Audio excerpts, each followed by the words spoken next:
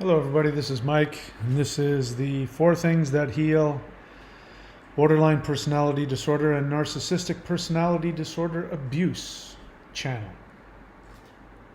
And what we do on this channel is I share with you my opinion and my experiences, having completely healed myself from easily the most toxic experience of my life, which was being in a romantic relationship with somebody whom I believe was an undiagnosed, untreated person with borderline personality disorder, and most likely comorbid narcissistic personality disorder. Having said that, before I say anything else, this channel is not about bashing borderlines. Borderline personality disorder is a very real thing, and it's a very tragic thing. And it is, I can't imagine a worse experience for somebody to live through. And if it were up to me, I would snap my fingers and heal every borderline that's ever lived, which is why I am the perfect victim for a borderline, because I have so much empathy for them. The good news is, if somebody does have borderline personality disorder, based on, again, I'm not a professional, but based on my research, it looks like they can get into a state of recovery. And in my experience, that takes working with a therapist, and what looks like a really good way is to work with DBT therapy, group therapy, and then doing that work on a daily basis. It takes a lot of work. It'll take years and years of work before you get an opportunity to be able to manage your symptoms, and that's all that they can get. Unfortunately, they'll never be cured. Their internal impulses will still be there, and the best they can do is learn how to manage their symptoms. Having said that, that's not what this channel is about. I just want to make sure that people know where I'm coming from with that. Now, about me, I am not a therapist. I am not a psychologist, psychiatrist. I am not a licensed counselor of any kind. I am simply an average person, as I said, who survived, recovered, and healed from an extremely damaging relationship. And the only thing that I promise anybody who watches this channel is, if you are like me, you do not have a personality disorder, but you have been in or are currently in a romantic relationship with somebody who does suffer from a cluster B personality disorder. The only thing that I guarantee you is, if you do the 4 things that I've got listed here in the chat, if you do those 4 things, all of them, like your life depends on it, to the best of your ability, you don't have to be perfect, I guarantee you can heal from the pain of that relationship. However long that takes, that I can't guarantee. The other stuff, you're still going to have other problems, but that you can be free of. And that's important because, I can't ever remember being in a worse state. And it is my belief that in that state, the post, or even during it, the dynamic of that relationship can cause you not only emotional and psychological, but actual physical damage. I believe it can be potentially life-threatening, the amount of psychological damage that builds up in your body. So that's why I'm so enthusiastic about this. I don't know every possible way there is. People say, gosh, Mike, that's really great, the 4 things, but that's not the only way. Well, I can't argue that. But I sure as heck don't know what it is, and I wouldn't bank on anything else. My experience is that therapy is really good, but by itself it only does so much, because at best it'll give you an awareness of what's going on in your unconscious, but it won't give you the power to change your dynamic with it. The 12 steps, in my experience, are the best.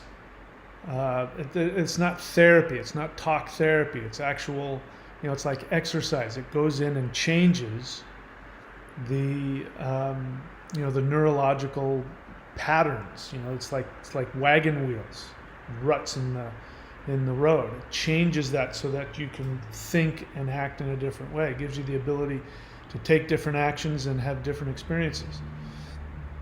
So if I had to just pick one of the 4 things, I would pick the 12 steps. But in my experience, the 12 steps has its limitations, and when you combine therapy with a psychologist and the 12 steps, in my experience, you have really kind of a winning, you can't beat it. And again, that's just my experience.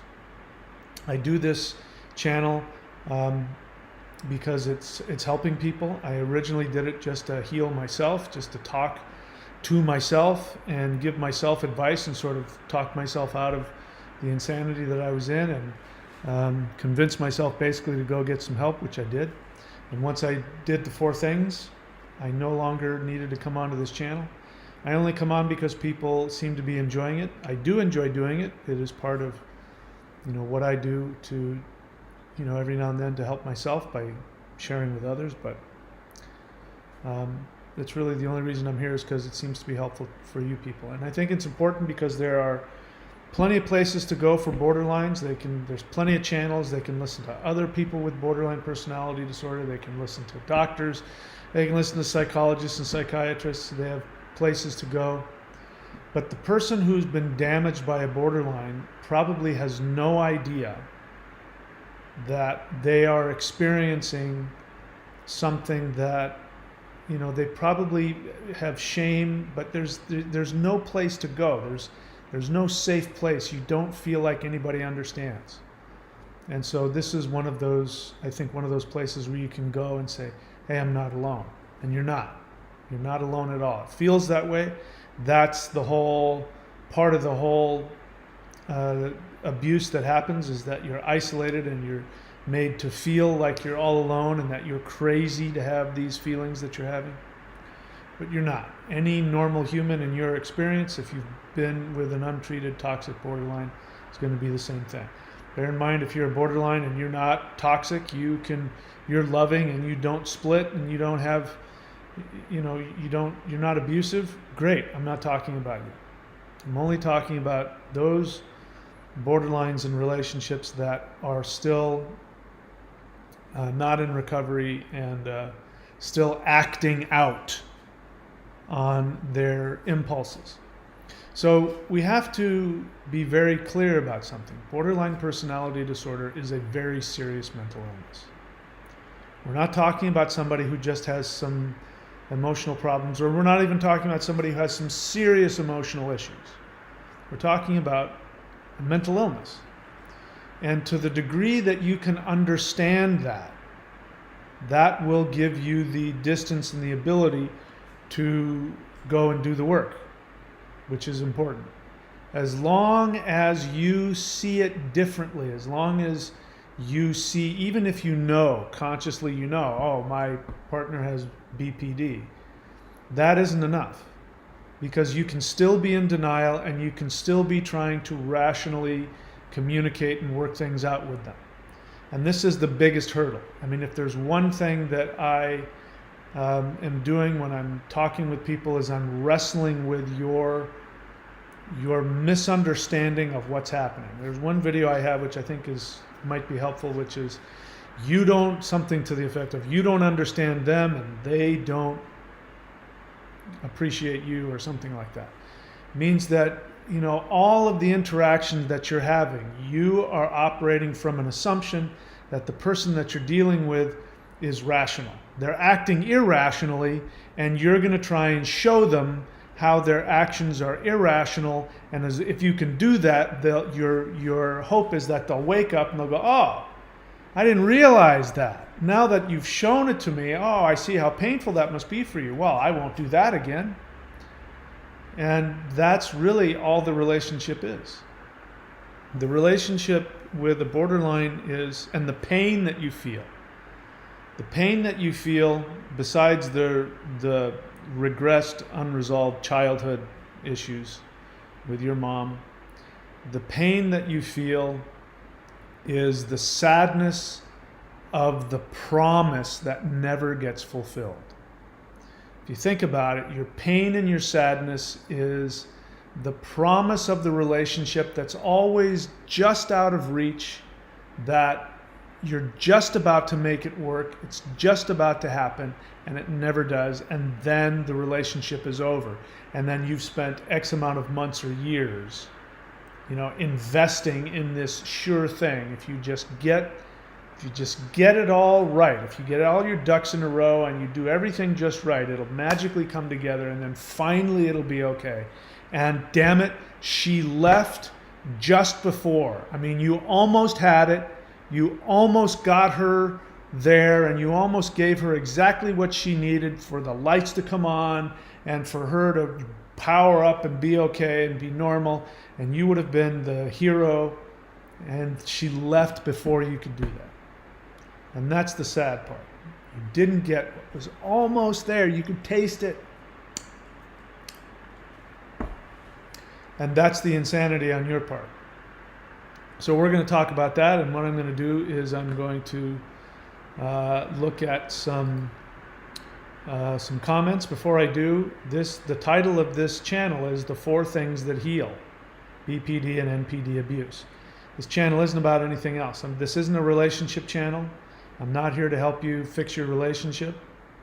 I'm not here to tell you how to survive while in it. I'm not here to help you figure out legally what to do with your kids and your ex. I'm not here to do that. I'm here to tell you the 4 things that you need to do to heal. And everything else I say, in fact, everything else I say in this video tonight is really just to get your attention, to give you an opportunity to connect and identify, to feel safe, so that then you'll be motivated to go do the 4 things and stop watching my channel. Not that I want you to stop watching it. You don't need to. You do the 4 things, all the answers to your questions come to you, and everything gets fixed. You won't be happy. You'll be in a lot of pain, but you will heal. All right, so those 4 things are: number 1, you have to go full no contact, which means you make it impossible for them to contact you, no excuses. Number 2, you work all 12 steps of coda.org or any other 12-step group that works for you with a sponsor. You have to work the steps with a sponsor. It's not enough to just read them online or read them on the wall. You have to actually have to do them with a sponsor. And then you have to be willing to sponsor somebody else.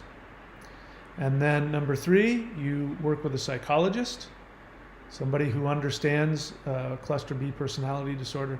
And then number 4, you do daily meditation, which is really just step 11. So those are the 4 things.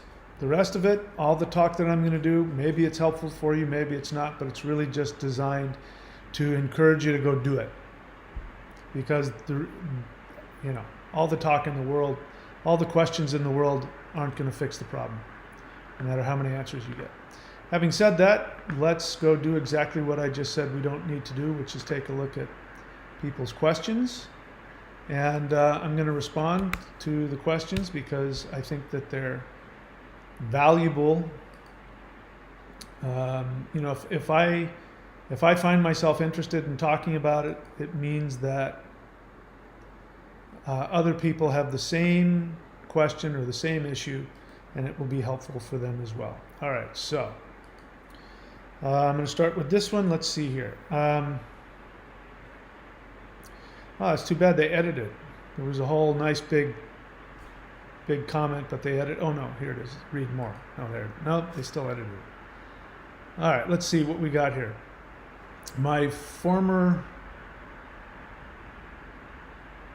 Okay, that wasn't. I guess the only real thing that I want to respond to is the person says, my former borderline, quote, friend, unquote, has had a lovely partner for 2 years, and for whatever reason, I don't understand why he or she wants to talk about the ex-friend and their partner.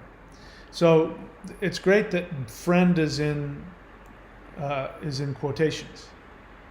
because this is very common. Borderlines usually don't have friends. I mean, don't get me wrong, they have friends, but you're very often likely to be in the friend zone, which means that they want you to be available to them. They want you to be available to them romantically and sexually.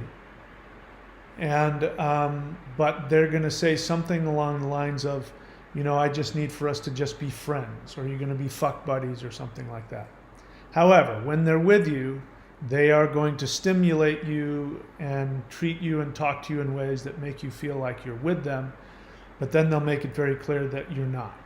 And so you end up being that, that name in their phone that when they're in a fight with their ex, they're going to trampoline off of their ex and come to you for support and for love and maybe even for sex, and then they're going to trampoline off of you and go back to them. Or there's somebody else out there. There's a third or a fourth person you may not know about. But it's great this person had the awareness to put friend in quotes, because I don't know what they mean by that. But most of the time what that means is that people say, my friend is a borderline. It really means that you're in love with them. You want to be with them. You probably do have romantic interactions with them, sexual interactions with them, but you have been pushed into the friend zone, and that is drilled into you, that's all that you are. And we don't have any commitments, and I don't do that, and all of that, and no, but I really need you, let's have sex, and let's go on a trip, and okay, I can't be around you right now, and we're just friends, why are you so upset? So that is very common. I don't know if that's what this person means, but it's very common. Here's a question. This person says, I'm a recent ex of a borderline, and then asks a question. Is it common for the partner of a borderline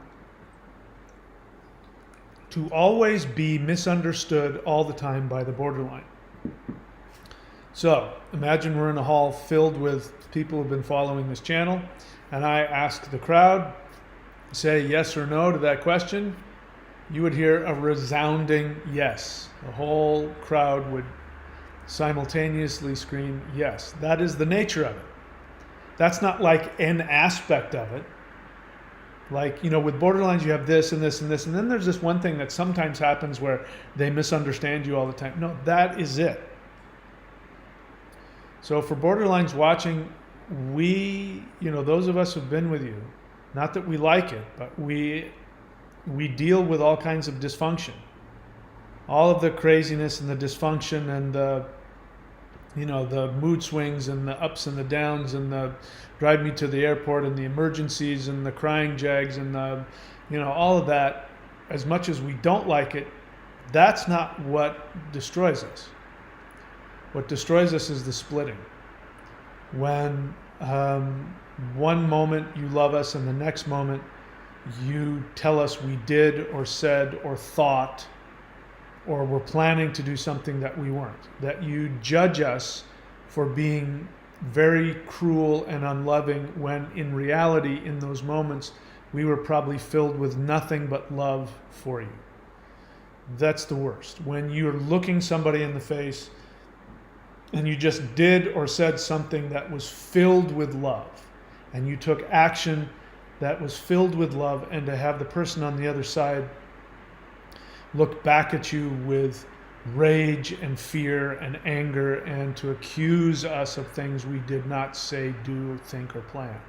And there's nothing we can say. There's nothing that's ever good enough. We can never prove our love enough. And it's the most devaluing experience I've ever had. And that's the thing that does it. There's no matter how much understanding we try and throw at that, knowing that you can't help it, there's no going back from the damage that's caused by that. So is it common for the partner of a borderline to always be misunderstood all the time by the borderline? It's not only common, that's it. That's the crux of it. That's what creates all of the craziness and all of the pain and all of the trauma bond. That's it. It goes on to say, I feel like he always misunderstood my intention. My intention was good, but I feel like he always felt that I was doing it because of other reasons. I feel like he just cannot trust me. Yeah, that's right. And he also was passive aggressively doing things that is hurtful to me because of this, and of course, a discard after that. No, he's doing passive aggressive things to hurt you, not because of anything. He's not being hurtful. There's no reason for it. So first off, the person here who asked this question, my suggestion is do the 4 things. Because the hamster wheel that we get on is trying to figure out what we did wrong or what it was that they misunderstood and what their trigger is. And if we can just figure that out, then it'll be okay. And it won't. Because that assumes that you're dealing with a rational person who does not have a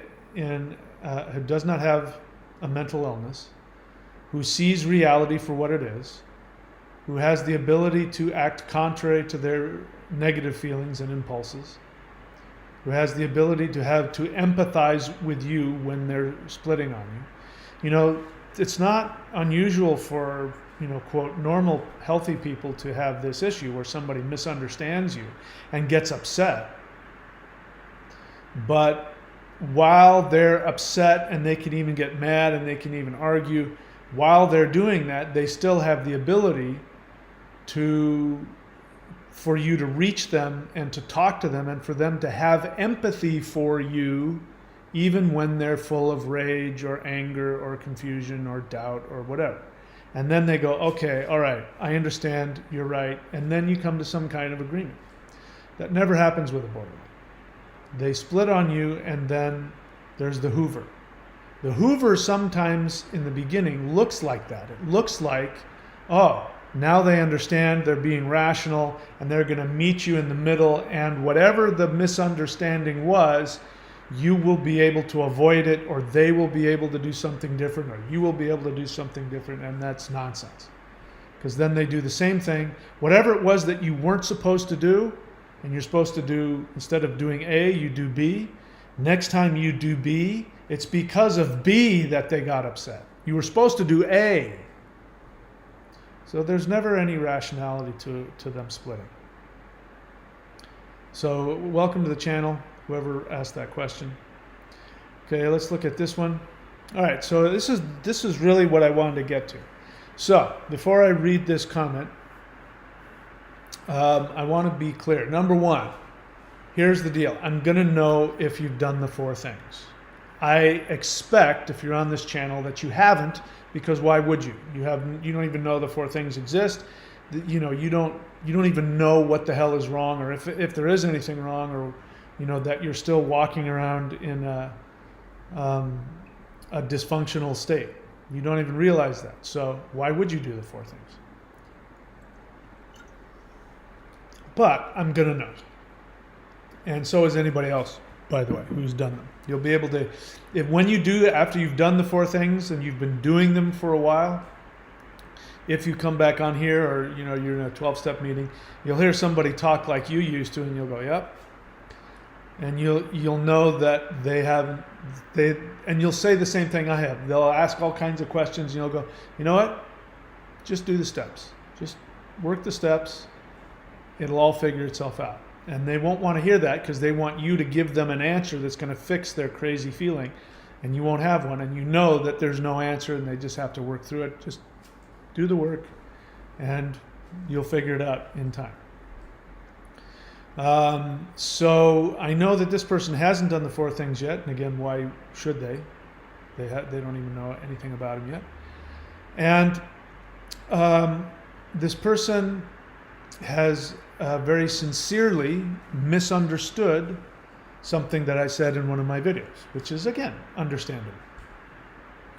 And what I talk about with borderlines, and sometimes I talk to, into the camera to borderlines, and I say, borderlines, the thing that will be most helpful is if you learn how to act contrary to your impulses. When you have the impulse to split on us, when you have the impulse to accuse us of things, of destroying you, of whatever it is, when you have that impulse to go from one moment loving us to the next moment wanting, to have nothing to do with us or worse, that if you can learn to act contrary to that impulse, to act lovingly, that's really all that matters. Because, as I say, love is not a feeling, love is an action. My borderline ex, when we would talk about, don't know how we talked about it, but it came up, and I said, love is a feeling. Excuse me, Freudian slip. I said, love is an action, not a feeling. And she looked at me and she said, what are you talking about? I said, just what I said. Love is an action. You take an action that is constructive and helpful for the other person, regardless of what you're feeling or what you're wanting. You do it because you know that that's what's helpful for them, even when you want to do something completely different. That's love.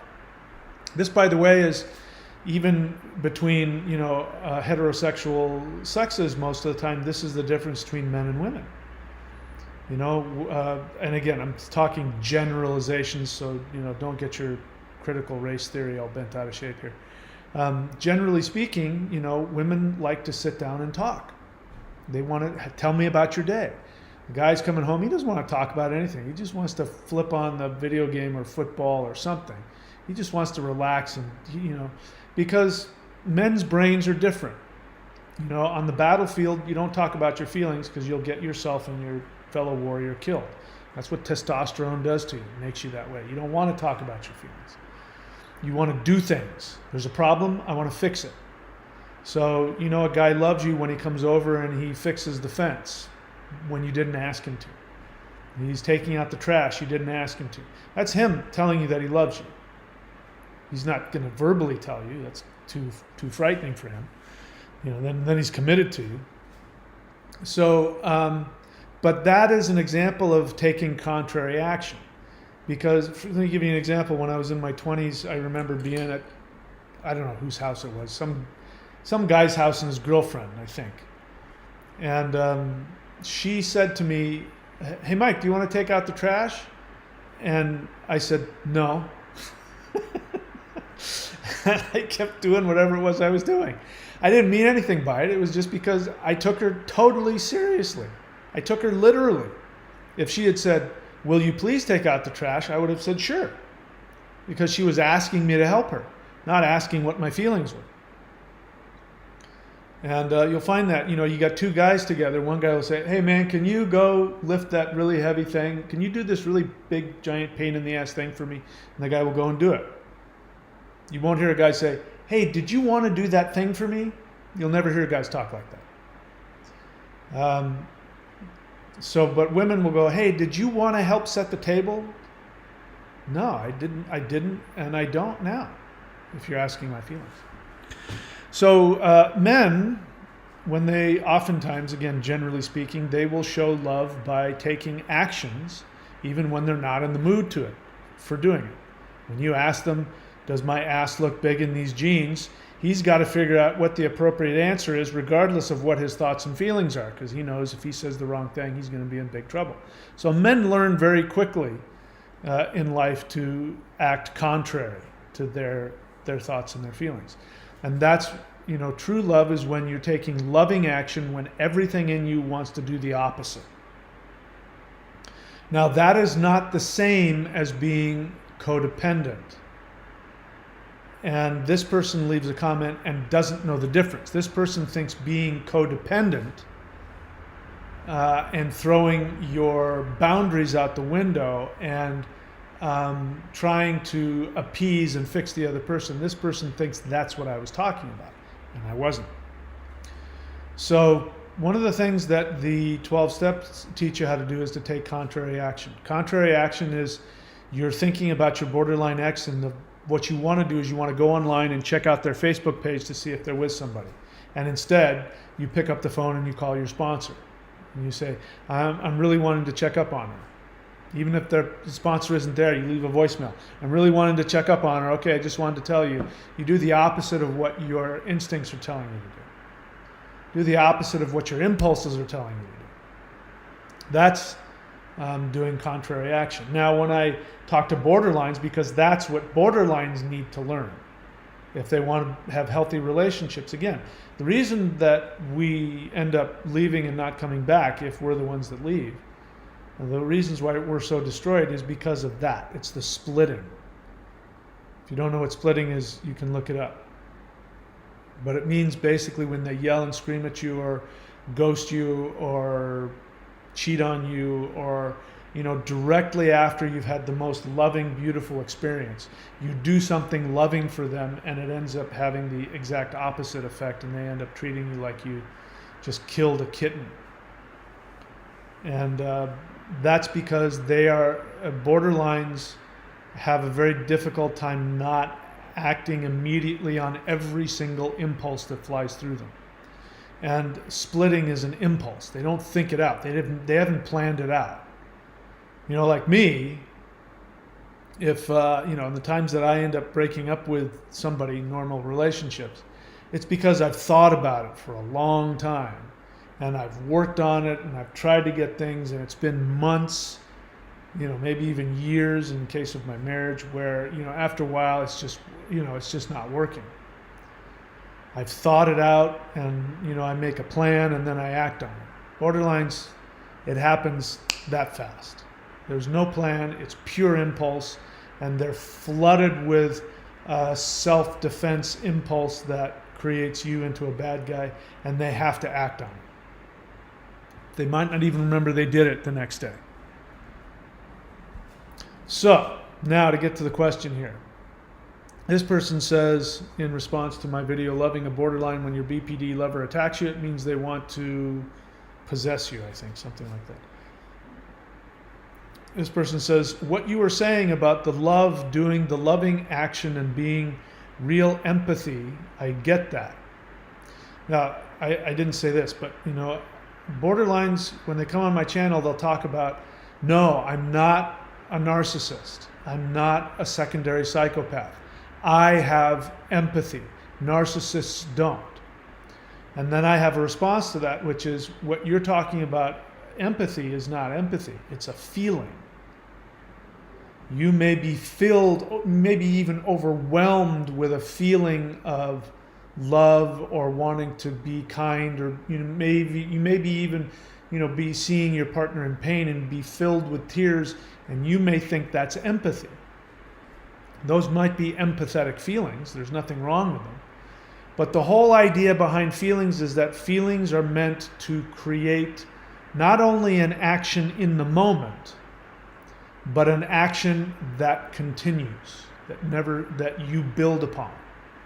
Because the feeling, somebody you're talking with your for instance, in my borderline ex, there were times that, of course, I was talking about what my mom did to me, or what some girl did to me, or something like that. And, however I was hurt or abused by somebody. And in that moment, she looked at me with tears in her eyes, and she said, you know what, we're going to heal that. And I promise you, I am never going to do that to you. And in that moment, she meant it. And then a day later, she did the exact thing that I described. And so whatever empathy she was feeling in that moment was not even worthless. It was worse than worthless, because it made me feel like she was going to follow through consistently with that promise. And she didn't. She continuously broke that promise as a matter of habit. And so she had no empathy in those moments.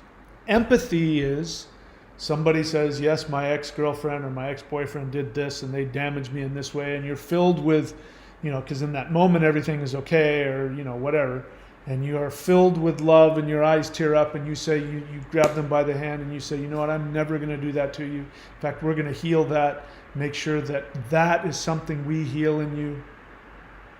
And you're filled with that feeling. And then the next day you do that very thing you just promised them you wouldn't do.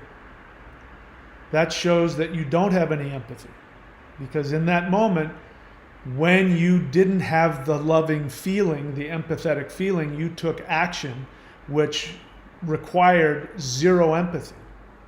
So the hurtful thing, the destructive thing, you can't have empathy for somebody and be stabbing him in the eye with an ice pick. You can't have that going on.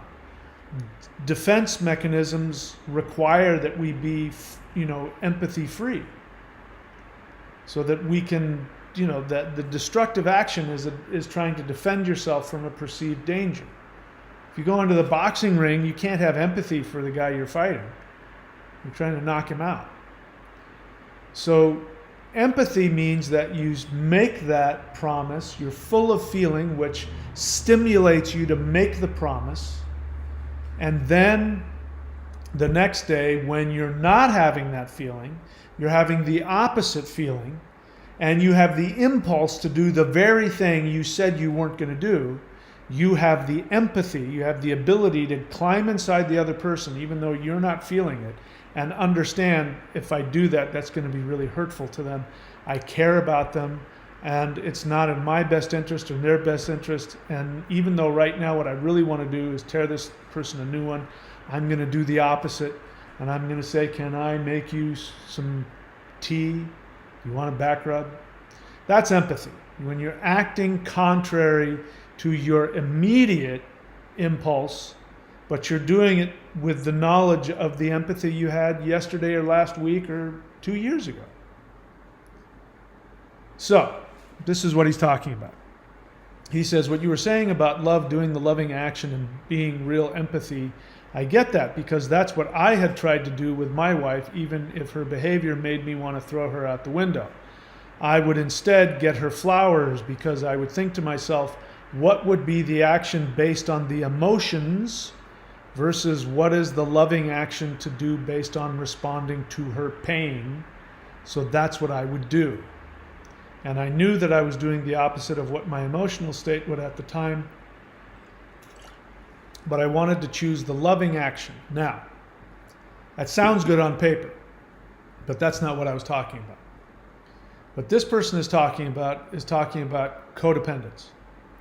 He's talking about trying to fix her, because he mentions what is the loving action to do based on responding to her pain. So what he's not saying in there, which is assumed, is that she was abusive to him. So his negative feelings for her are based on her abuse. That's not what I'm talking about. When I say taking actions opposite of your impulses, it doesn't assume that the person has just stabbed you in the eyeball.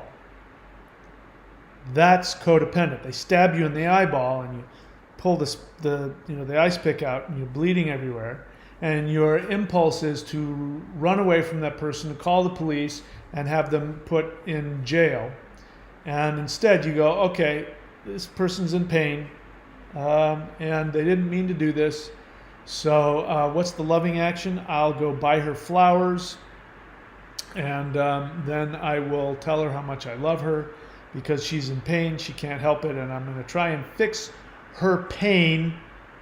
That's not at all what I'm talking about. That is just severe, chronic, untreated codependence. Read it again. So first time you read it, it sounded like he was talking about what I'm talking about, but that's not what he's talking about. Bear in mind, he's talking about an untreated borderline that's abusive to him, obviously, right? So again, let's hear what he says. If her behavior, he makes it very clear. He doesn't say that I was just sitting there and I'm in a bad mood and I want her to leave me alone. She's being nice to me. She's asking me how my day was. Oh my God. She wants to know, do you want to make love later? Oh, fuck, the last thing I want is to touch you. I just need to be left alone. No, she's being nice. You're the one that's in a bad place right now. And your instincts and your impulses, you're scared of the commitment. You want to run away. But your empathetic nature says, come on, man, get out of yourself for a second. She was there for you yesterday. It's your turn now. You be there for her. And you take the action you don't want to take. That's what I'm talking about. Not you're sitting there and your wife stabs you in the eyeball with an ice pick because you just told her how beautiful she looks. She says, don't objectify me, you asshole. I'm more than just a pair of tits and ass, you know. And then she tells you how you devalue her and you don't love her. And all you were thinking was, I was just trying to say something nice. And then instead of responding to that or taking action to defend yourself, like getting the hell out of that relationship, you go and buy her flowers and then tell her how much you love her. That's called codependence. So, would be taking the action based on the emotions versus taking the loving action to do based on responding to her pain. I've never said that, and I never will. You should take actions based on responding to somebody's pain unless they're able to own that pain. By owning that pain, I mean your wife sits there and she says, I'm really scared. I'm feeling really alone, and can you come over and give me a hug? Or I'm sorry if I have been distant. It's just because I'm in, this is the anniversary of my dad's death, and they own the pain, and in response to that, you go and heal them. When they stab you in the eyeball, you don't then go, all right, so they're in a lot of pain, so I'm going to go get her some flowers. That's about as unhealthy as it gets. And the reason why we all do this, I'm no different than this individual. I'm the same as this person. That's how I know. I'm not pointing fingers at something that isn't true within me. That's how I know when I read it. I know exactly what he's talking about. But the need to take loving action responding to her pain, reacting to her pain. That's the reflex. They're in pain, you rush to fix it. That's not love. So you say that's a loving action, but in reality, unfortunately, that's not love. In fact, it's narcissistic. So you didn't know that when you were being this loving to somebody that hasn't done anything in any way to earn it, that has been provoking you to be abusive to them, and you turn around and you love them in response to their pain, you didn't realize that was narcissistic. You didn't realize that was selfish. And it is. And here's how. When you were a kid, you were taught that your job was to get your worth based on what you do for other people, fixing other people's pain. Your job was to fix their pain. If you did not fix their pain, you had no value, you had no worth, you were not lovable. So you've been spending your life, in whatever way it worked out with you, proving your value to other people by being really loving all the time. And there's a hook on the end of that. Now you make it sound like you're doing it just because you want her to feel better. But the truth is you're doing it because you're investing in the hope that love will take hold within her, and someday she'll turn around and love you back. Someday she'll be fixed and then love you, and then you'll be the good person again. Then you'll be valuable and lovable. You're not aware of that, but that's what's going on under the surface, and that's narcissistic. That means that you have an agenda. Nothing wrong with that. Everybody has agendas.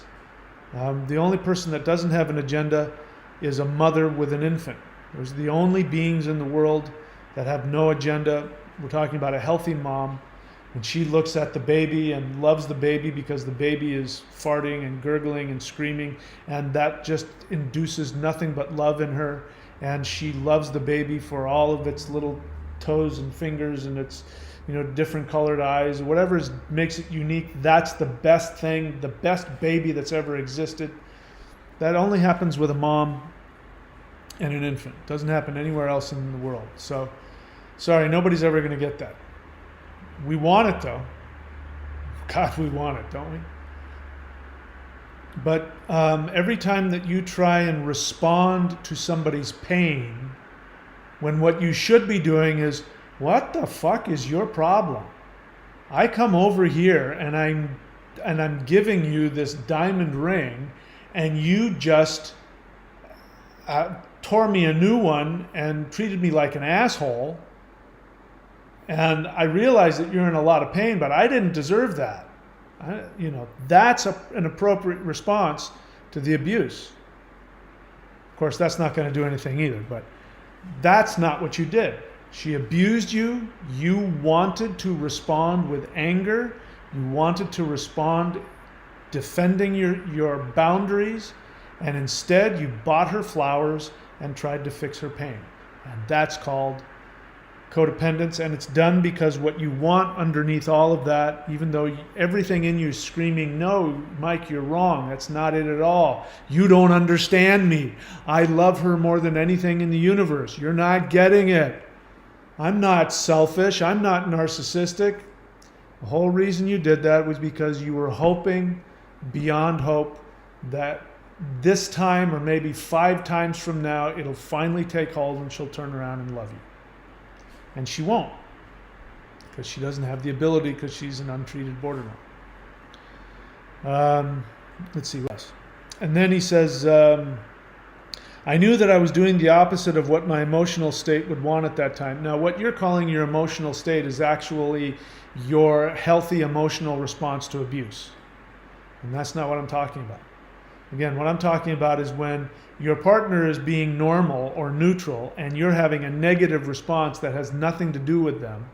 And instead of acting on the impulse to be a pain in the ass, selfish person, you realize this person loves me and they haven't done anything to deserve my feelings right now. And just because I'm not in a good mood doesn't mean I have to take it out on them. And then you say, no, tell me about your day. And then you give them a back rub, even though everything in you says to do something else. You say, I was doing the opposite of what my emotional state would at the time, but I wanted to choose the loving action. And then goes on to say, when you add to the BPD also some covert narcissism, then you end up with passive-aggressive actions now. This person doesn't understand borderline personality disorder because he thinks that covert narcissism is somehow different. Maybe I'm wrong. Maybe he understands that they go together. But the borderline, in fact, one of the definitions of borderline personality disorder is covert narcissism, secondary psychopathy. It means that when you're with a borderline, you think that there's 2 people, which there is actually, but you think if you can just separate the empathic, sensitive, emotional borderline and somehow do some kind of splice where you can splice them out and get them away from the really nasty psychopath that comes out, and you can just get the little borderline and love them and love them and love them and kiss them and hug them, that they'll turn around and it'll be okay. And then they'll constantly be idealizing you and you'll be in heaven. But if that's, by the way, what we are seduced into believing. The borderline, whether they realize it or not, seduces us into believing that that's the case. That you don't understand. I mean, I'm just this really sensitive person and sometimes I act out. I can't help it. It's because I'm in so much pain. But if you love me enough, I'll never do it.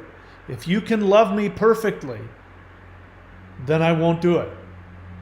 And we believe that. And we hope for that. And we try and do that. We try and get the little loving borderline and separate it from the nasty narcissist in there. But borderline personality disorder means you have somebody who's constantly going from one pendulum swing to the other. You can't separate the two. And when there's night, there's day. You can't have one without the other. It's not possible. Light and shadow, they go together. You're going to have a borderline, you're going to have a narcissist. That's what you get. If you don't want to be around the narcissist, you got to stop being around the borderline.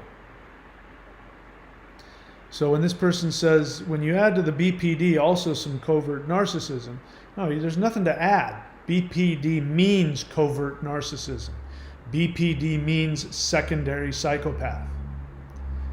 Psychopath means that they act aggressively and destructively with zero empathy. So borderlines, when you say, no, we're full of empathy, that's great. Problem is that when you're not full of empathy, you're full of psychopathy. And it's the psychopathy that wins out. If you give me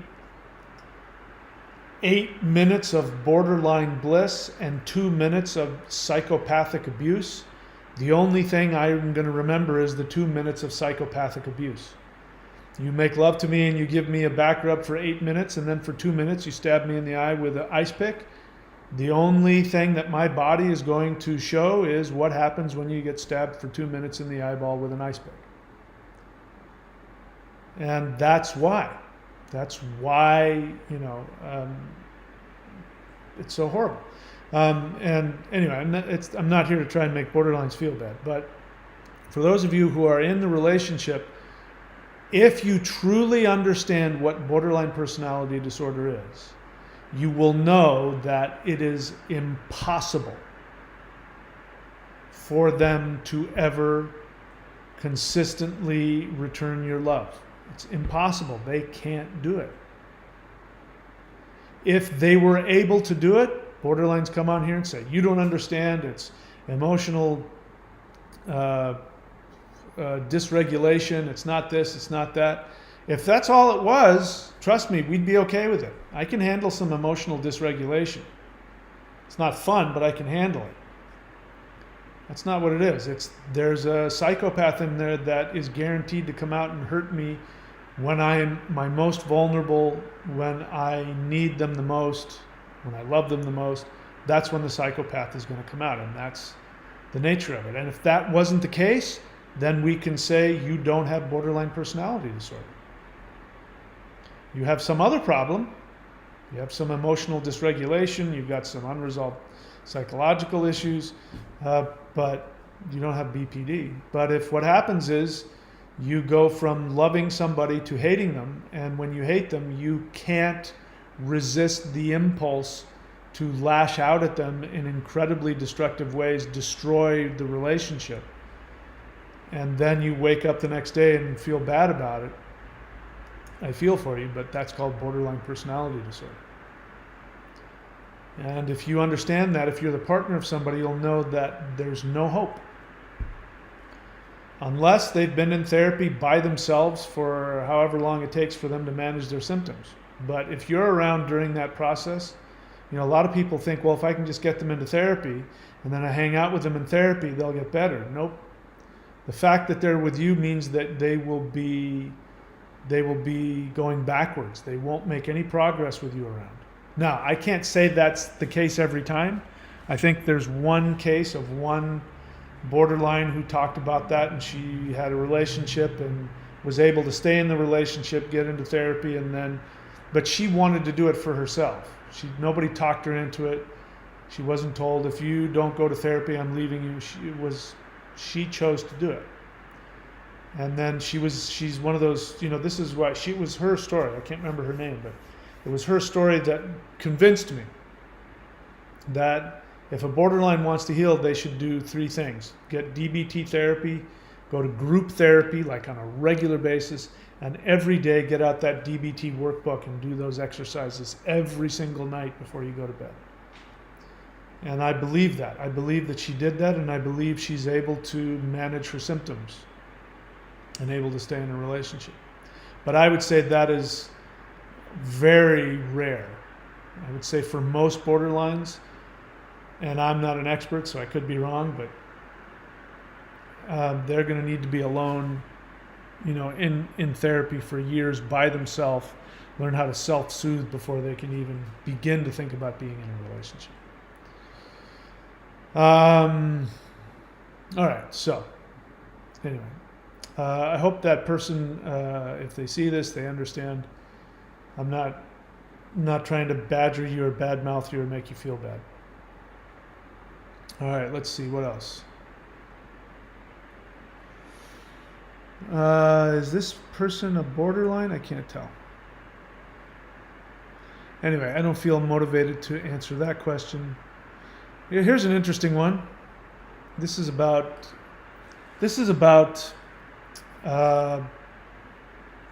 projection. And in this case, we're talking about a codependent who had some projection. This person says, I wanted to offer a genuine and sincere apology to you.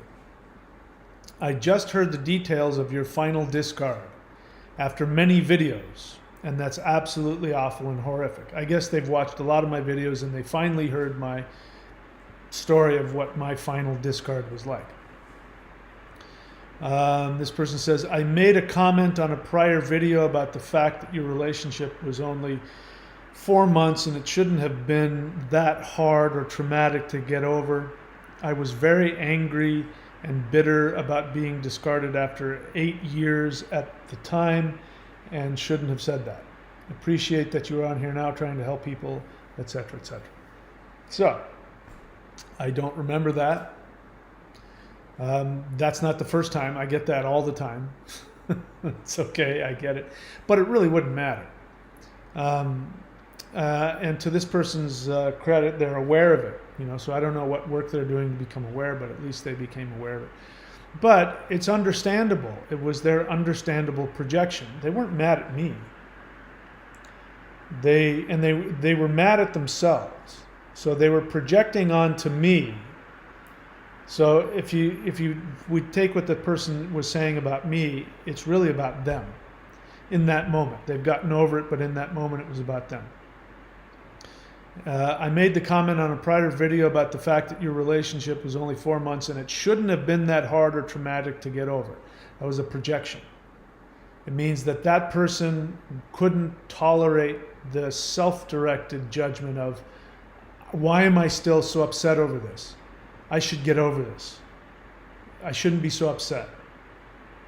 But they were angry about being discarded after 8 years, which anybody would. And so the mindset is, I've been with this person for 8 years, I've invested. So let's talk about something here which is important. So somebody asked me, how long does it take, or something like that.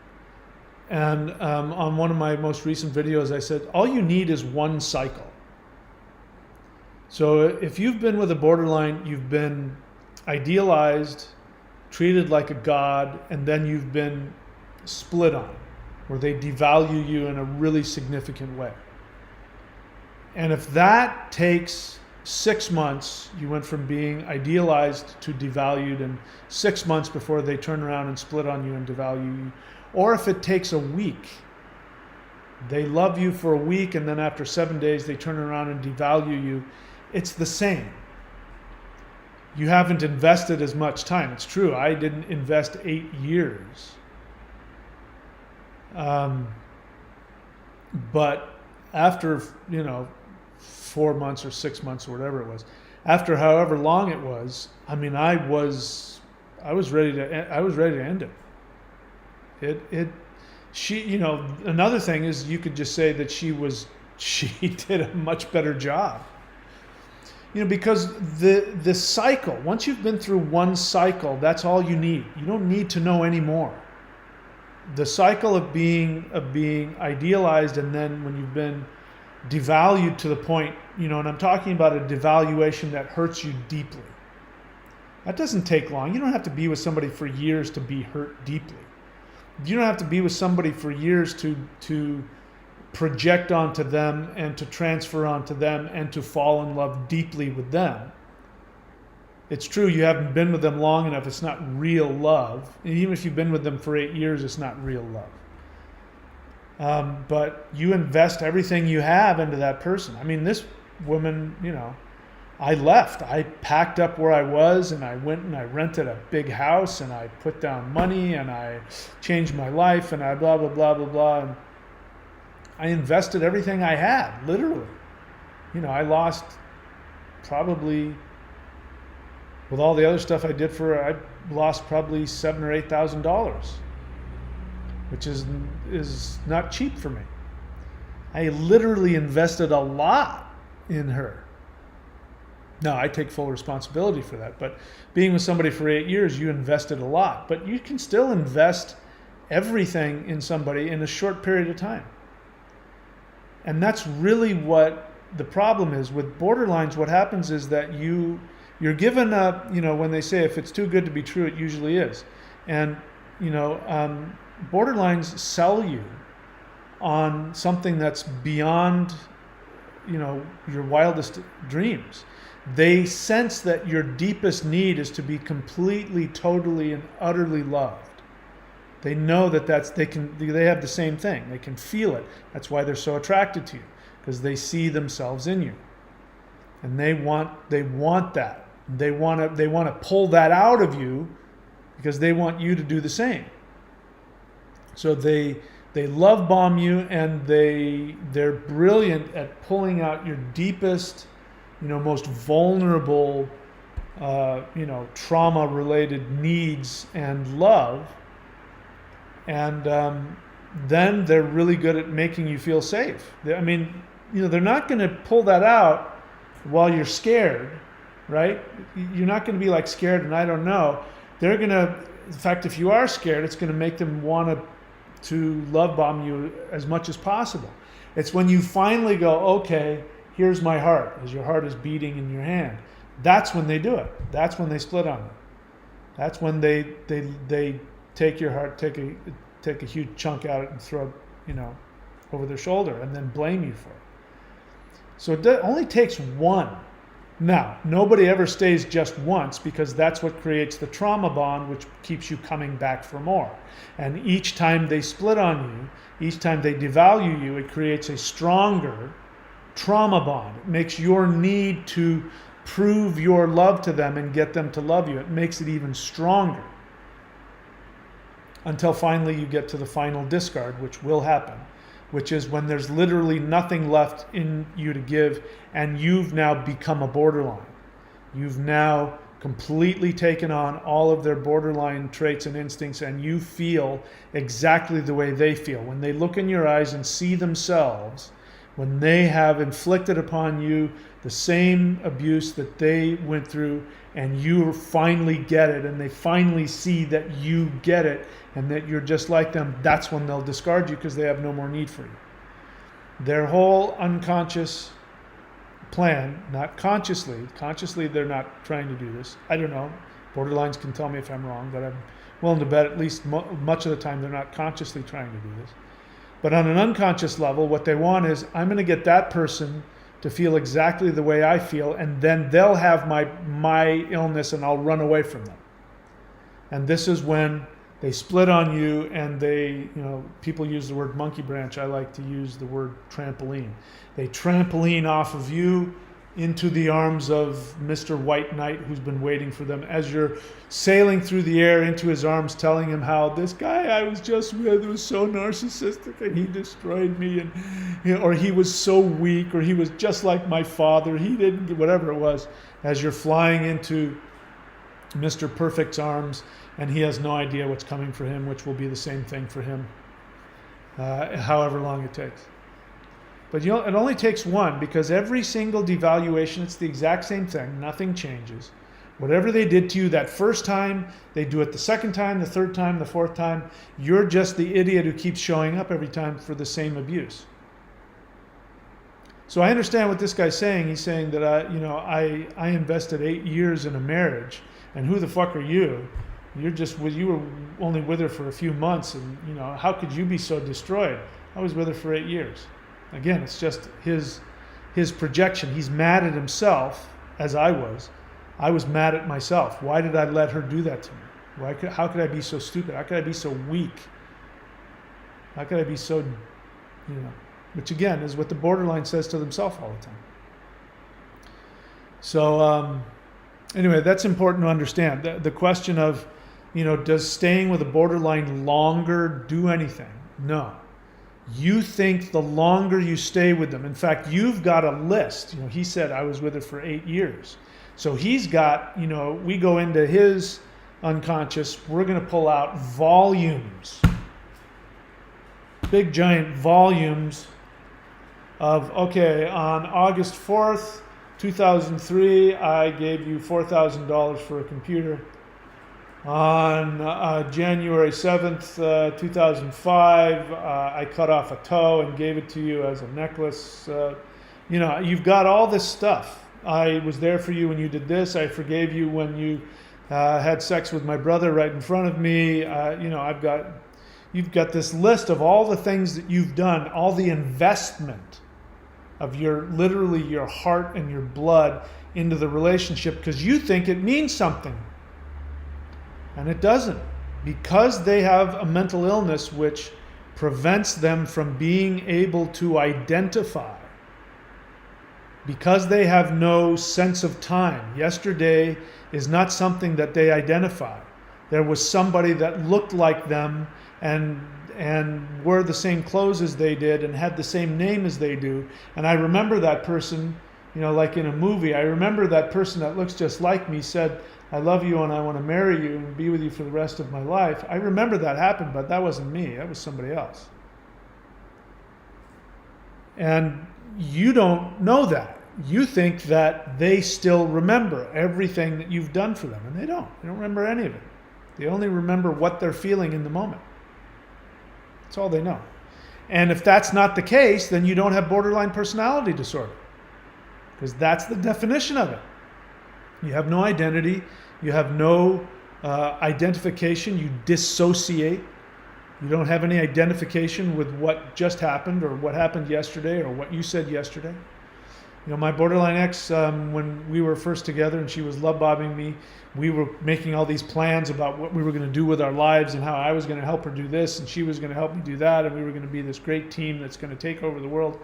And she said, "We need to record this." And I said, "Okay." She goes, "No, really." I don't know why she had to double down, but she says, "No, really, we need to record this because I want to watch this tomorrow because sometimes I forget things. And it's really important." So we started recording, and I said, "Well, we're sitting next to each other, and we just discussed that I'm going to do this and do that." And she says, "Yeah, and then what I'm going to do for Mike is I'm going to do this, and Mike says he's going to do this," and she's putting it all, recording it. I wish I had kept it. Actually, I wouldn't. I take that back. I wouldn't do that to her, but. She wanted to have that so that the next day when she woke up, she could watch the video. Her plan was she'd watch the video and every day she'd identify again. She would be able to, in her mind, she was trying to get herself to idealize me every day because she wanted to stay in that state of idealization. Of course, that never would have worked. Even if I had done that, it never would have worked. So the idea that somehow you were with her for 8 years meant something that had more value than me being with mine for 4 months. It didn't. To you, it did, and I can understand that. 8 years is a lot of investment. But to her, no difference. And people say this, they were with their borderline for 10 years, 20 years, and then they'll say after 20 years of marriage, one day they just disappeared and took all of my money. And when I asked them about it, they said, "I never loved you anyway." And you're like, "What?"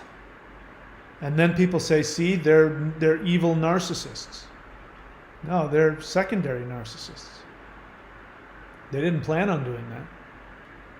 But that's what the impulse made them do in that moment. And it's because the relationship got to a place where either it had created some real intimacy, which has responsibility, or you had been devalued or you had been devalued to such a point there was nothing left to devalue.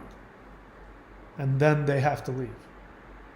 And if you understand this about borderlines, you will know that there is no borderline relationship that isn't destined for anything other you being horrifically devalued. So those people who delude themselves that they can be, they'll say, "Well, I'll just be with them for as long as I can. I'll get as much as I can." And the only people who end up doing that with any success are narcissists. And so you might have true covert narcissists who act like codependents. But what they're really trying to do is they're narcissistically abusing a borderline because they know how to manipulate the borderline to try and keep them in a state of fear and need and idealization. And so they abuse them enough. One guy used to come on here, I don't know if he still does, but he used to come on here and say, "I play with mine. I do this and then I devalue her." He did something abusive to her. And he says, I love it. I get off on it. I have cameras all over the house. I'm really sick shit. And he basically says, I turn my feelings off so that, I don't get attached. And I said, you realize that you're a narcissist. What you're describing is narcissistic abuse. So when a codependent tries to do that, it will always backfire. And the borderline will try to provoke you into becoming a narcissist. They secretly want either you to narcissistically abuse them, and if you don't, unconsciously they have no respect for you, so they turn around and abuse you. And they play off of that emotional, your need to get approval by loving them and fixing them. They use that, they manipulate that. So that's why it'll never work. If you're not a narcissist, don't try and play that game, because even the narcissist will eventually lose. But you will never be able to play on their field, because they have nothing to lose. All right, let's see what else. So, that person apologized, but that's great. Yeah, that's why. I'm glad. If I had been with mine for 8 years, I'll be honest with you, the only reason that I ended up going no contact was because I've been in 12-step work for 40 years. It's because of that. Because even though I knew, everything inside of me wanted to wait around and wait till she came back to me and do what I could to make it work, even though everything in me wanted to do that, I had enough sense to do contrary action. And I did the most difficult thing, which is, when she called me as I'm driving home after trying to, get closure or resolve something or whatever, and after being horrifically, devalued in front of her. And I'm driving home realizing there's just no possible way. She's incapable. This is a waste of time. And then when she called and I said, you're right, this isn't going to work. And our karma is done for this lifetime. And you would do me a favor if you would please block me on phone, Facebook, and every other way so that I can't ever contact you. And I can never, ever have any contact with you again. Please don't ever call me. And then I hung up. And that was the most difficult thing I ever did. And it's not because that's what I wanted to do. It's because I had enough awareness to go, this is the only way out. Otherwise, she's going to kill me. Maybe not physically, but the pain of it would have ended up killing me. And by the way, I've seen that happen. I've seen people suffer with cancer, debilitating cancer for years, as a result of being with a borderline. The damage that happened to them, after being married and having kids with a borderline, the damage that happened to them on an internal level was so bad that it gave, in my belief, gave them cancer. That's what I mean by you really need to go no contact. It's not just about your emotional health. It could very well kill you. And just 2 months into it, I felt that happening to me. I felt my body. I could feel my body, that the chemicals that were being produced in my body was going to end up killing me if I didn't do something about it. Let's see, anything else that I want to say here?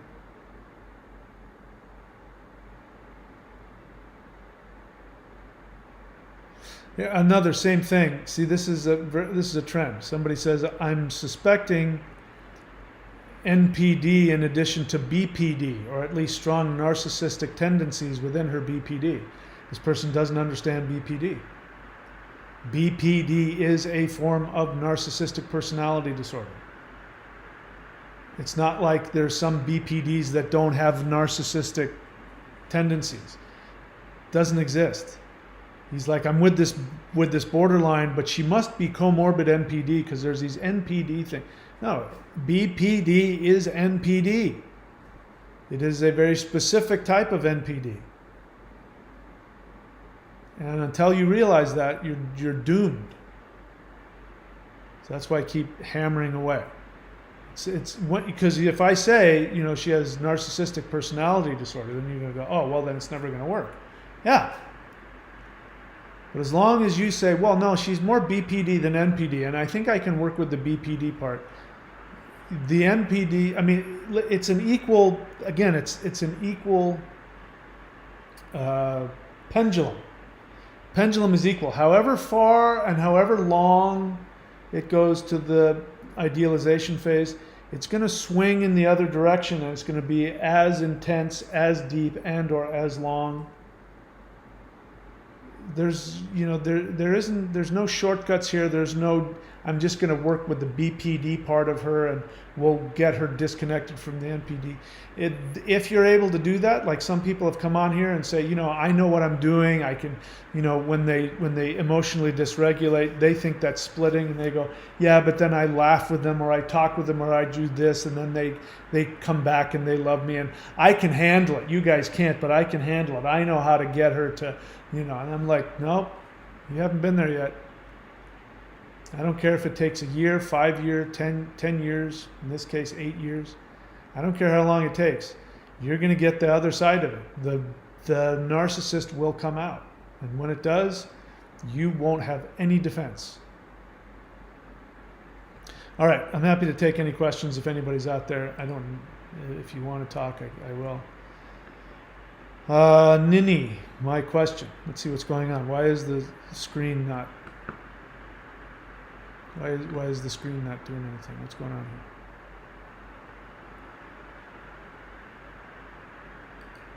Let me just check to see if I'm still on there. Just refreshing the page. So just give me a second here. Okay, we're still on. Nini says, hi. Hi, here is Nini. So if you have a question, Nini, if you're new to the channel, what I'd like for you to do is write the word question in all caps, just the word question, and I'll see that. I try and get to everybody, but if there's a lot of people, I just scroll through and only answer the questions and not look at the comments. She says, my question, he asked me many times to stay friends after many on and off situation. I agreed, but he stopped communicating, though it was his own idea. I can't understand that why. So he's a borderline. Assuming he's a borderline, there's no answer. He has a mental illness. He's not rational. He doesn't have control over his responses. He's incapable of intimacy. And as I said, being friends with the borderline is the worst. There's just nothing, why I can't, I could give you all answering your question isn't going to make your pain go away. My only response to you is do the 4 things. Number 1, go full no contact, have nothing to do with them. When you do those steps and you work on yourself, you won't care. And that's what I offer you is I don't care. I don't care why she did what she did, I don't care anymore. Not because I'm angry with her and I don't care. No, I honestly don't care. Whatever she did, but it doesn't matter. She wasn't capable. It's like asking, why did a shark turn around and bite you? I mean, do you want to try and get inside why a shark does what it does? That's what sharks do. People who have borderline personality disorder have a mental illness, and what they do is they do really irrational, hurtful things, and trying to figure it out is a waste of time. So do the 4 things, you won't have to worry about it. What else? Do I see any questions here?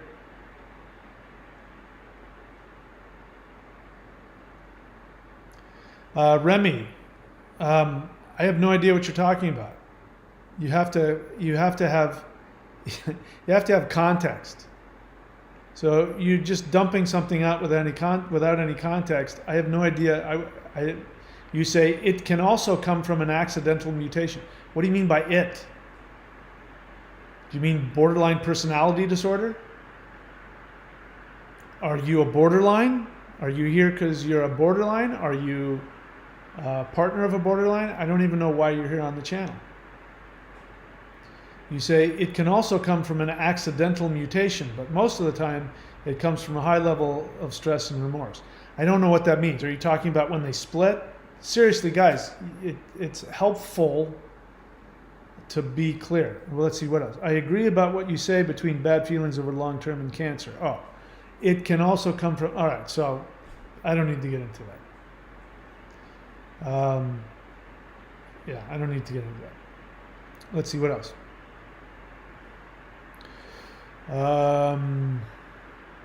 All right, now people just talking with each other. This is why I ask people to only share questions. All right, that's it. You guys are talking to each other, so you don't need me.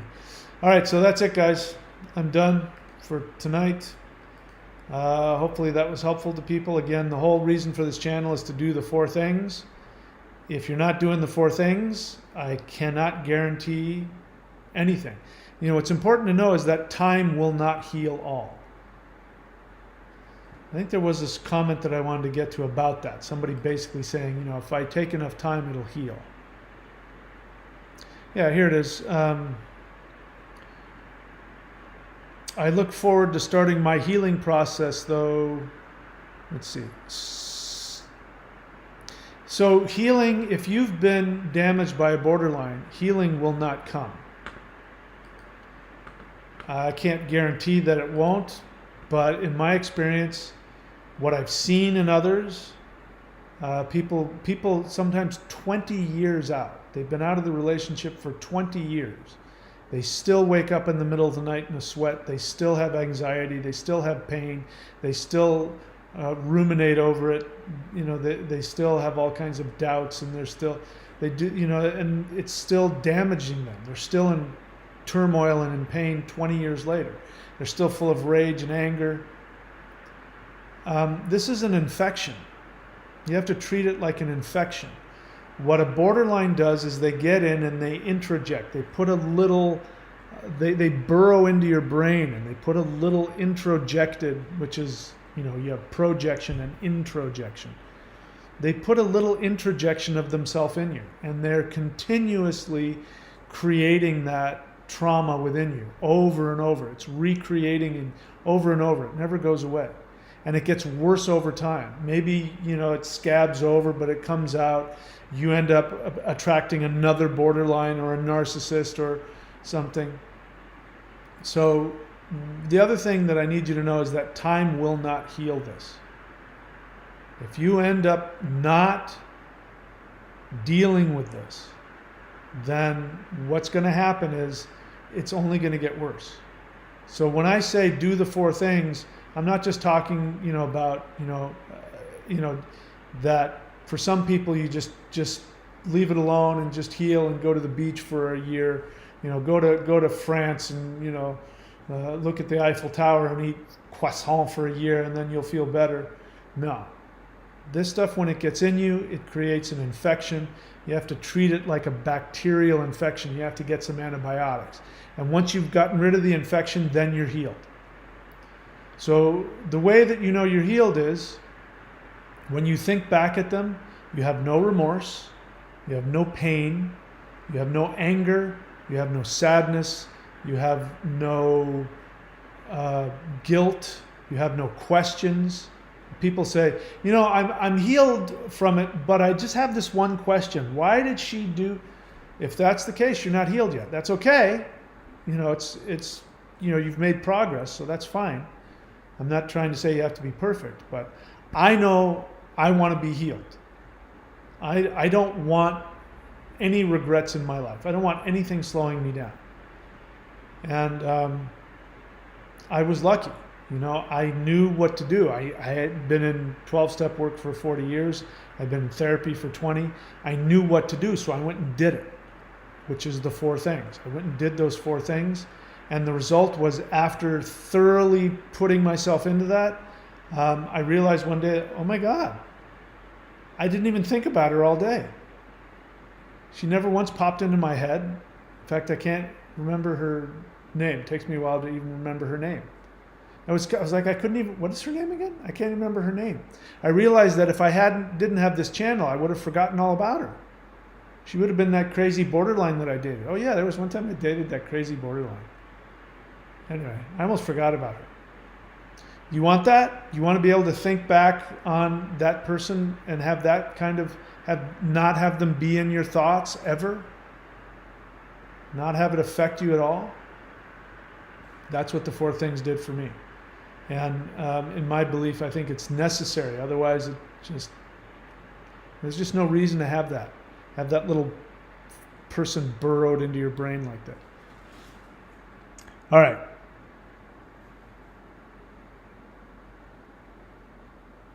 Okay, that's it. You guys talking to each other again. As I said, you don't need me, so I'll bug out of here.